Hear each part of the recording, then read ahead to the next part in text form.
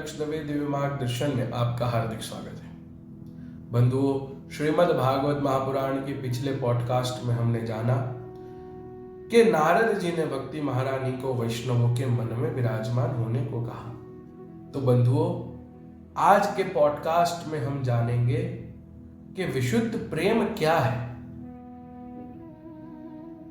श्रीमद् भागवत विशुद्ध प्रेम शास्त्र है बंधुओं, और वह हमें प्रेम दीक्षा प्रदान करता है। परंतु आजकल तो प्रेम शब्द की परिभाषा ही लोगों ने बदल दी है।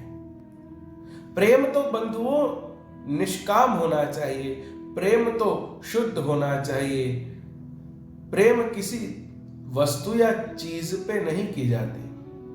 मुझे इस चीज पे प्रेम है, मुझे इस चीज से प्रीति है, तो वो उसे प्रेम नहीं कहते।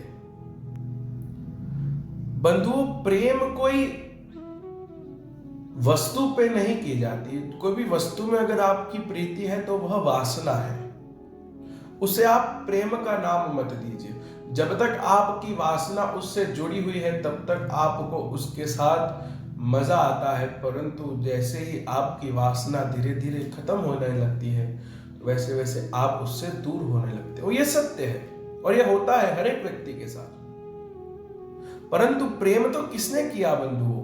तो प्रेम मीराबाई ने किया बंधुओं, प्रेम चैतन्य महाप्रभु ने किया, प्रेम हमारे नरसिंह मेहता ने किया, और प्रेम गोकुल की हर एक गोपियों ने किया। और गोपियों की इतनी विशुद्ध प्रेम, इतना निष्काम प्रेम कि गोपियों के प्रेम के सामने भगवान की अष्टपटरानी भी नहीं आती। एक बार भगवान श्री कृष्ण ने स्वांग रचा और वे द्वारका में बीमार हो गए। तब सब अष्टपटरानी घबरा गए कि भगवान बीमार हो गए। अलग अलग वैद्य को बुलाया। भगवान ने अपने शरीर के ताप को इतना बढ़ा दिया कि कोई भी वेद क्यों ना आ जाए, उसे उनके इस रोग की कोई दवाई ही नहीं मिल रही थी। उस समय नारद जी आए।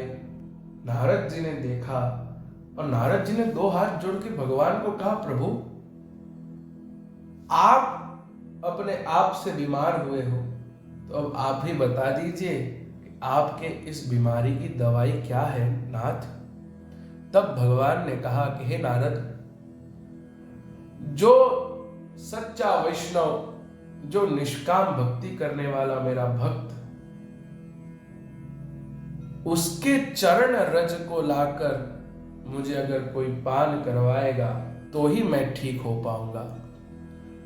तब नारद जी ने अष्टपटरानियों को कहा, भगवान के इस रोग की दवाई है आपके चरण रज। तो सब गोपियों ने कहा, क्या हमारे चरण रज? नारद जी ने कहा कि आपके चरण रज लेकर मैं भगवान को पान कराऊंगा तो भगवान स्वस्थ हो जाएंगे। तब अष्टपटरानियों ने कहा, हे नारद जी, हम आपको हमारे चरणों की रज नहीं दे सकते। अगर भगवान हमारे चरण रज की पान करेंगे, अगर भगवान हमारे चरण रजों की पान करेंगे तो हमें नरक में जाना पड़ेगा, हमें इस संसार में दुख भोगना पड़ेगा। और नरक कौन जाए? हमें नरक नहीं जाना।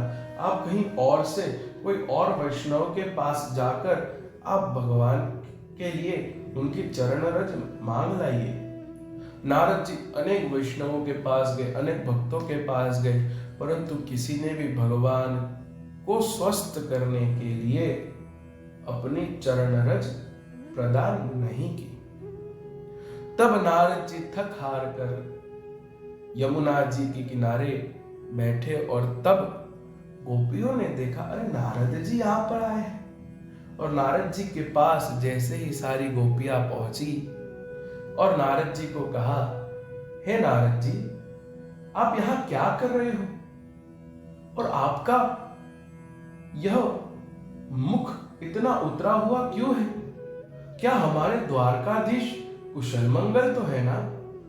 बंधुओं, यहाँ गोपियों का प्रेम तो देखिए। नारद जी के मन में उदासी देखकर गोपियां क्या पूछती, आपको कुछ है कि नहीं, हमारे द्वारकाधीश तो ठीक है ना। यह भाव है, यह प्रेम है बंधुओं। नारद जी ने कहा, मैं उनकी ही चिंता में हूं। गोपियों ने बोला, क्या हुआ नारद जी? भगवान द्वारकाधीश भयंकर बीमार हुए और उनकी दवाई केवल और केवल भगवान के सच्चे भक्त के चरण रज है। अगर वह चरण रज का भगवान पान करेंगे तो ही भगवान ठीक हो सकते हैं। मैं अनेक जगह पर गया, पर सबको भय है कि उनको इस संसार में दुख भोगना पड़ेगा, उन्हें नरक की यातना करनी पड़ेगी, इसीलिए वे अपने चरण रज को नहीं दे रहे। इसीलिए मैं परेशान हूं कि मैं क्या करूं। तब गोपियों ने कहा, अरे नारद जी, आप हमारे चरण रज को ले जाइए। तब नारद जी ने कहा, आपके चरण रज ले जाऊंगा तो आपको फिर नरक की यातना भोगनी पड़ेगी। तब गोपियों ने कहा, हे नारद जी, अगर मेरे भगवान, मेरे ठाकुर जी, मेरे कान्हा अगर आनंद से रह सकता है तो हमें नरक की यातना भोगने में कोई कष्ट नहीं होगा। परंतु हम आनंद में हैं और हमारा ठाकुर अगर आनंदित नहीं है तो हम उस आनंद को महसूस नहीं कर पाएंगे। पर हे नारद जी, अगर हमारे ठाकुर जी प्रसन्न हैं तो उस दुख में भी हम आनंद की अनुभूति करेंगे। अब हमारे चरण रज को ले जाइए नाथ। दो हाथ जोड़ के नारद जी को कह रही है। बंधुओं, कहने का भावार्थ इतना है कि गोपियों के अंदर कितना निष्काम भक्ति है, कितनी निष्काम भक्ति है।